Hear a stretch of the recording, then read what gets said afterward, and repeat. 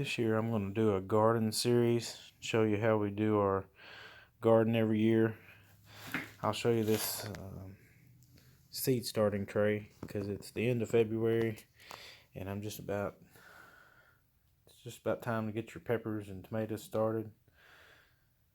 This is a lot more inexpensive than going out and buying the plants. If you're trying to put a garden in, just go buy these seed packs.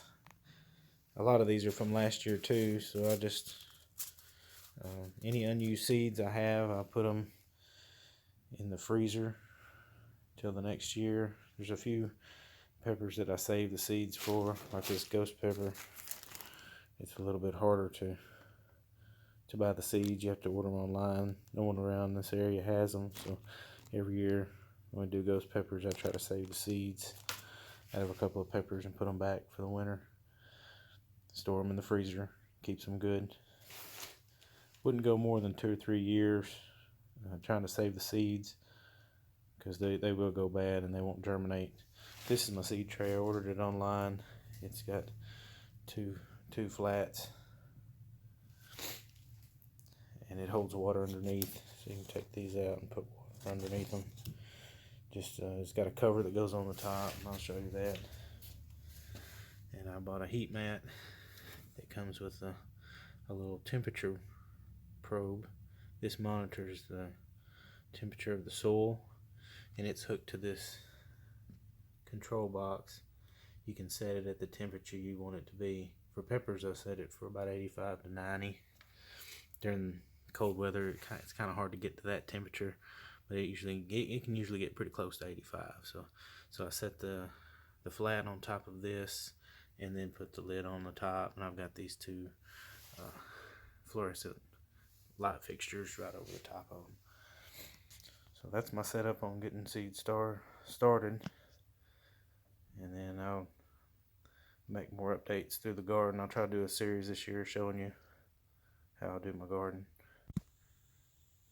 So now I've got all my pepper seeds and tomato seeds planted in this starter tray, and you can see the temperature probe in there. It just goes into down into the soil on one of these little spots for seeds. I just left that one blank.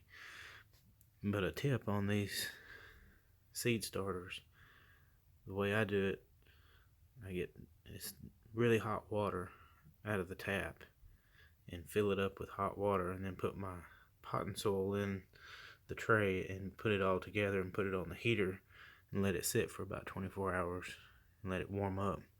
So I don't know if you can see the display, but I just put the temperature probe back in, and it's almost 80 degrees. But when I took the lid off, it was sitting at about 87. So 85 is where I'm looking at trying to hold the temperature. So I set it on 90.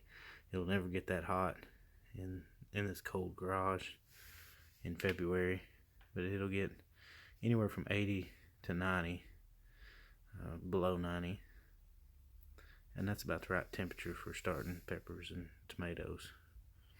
And I labeled each row with what I planted in them, and that way when these are done, I'll take them out and transplant them into bigger containers, and then I'll start my herbs. Alright, after I'm done planting all the seeds, I put all my extra seeds in a little Ziploc container like this one, put the cap on tight, and keep it in the freezer.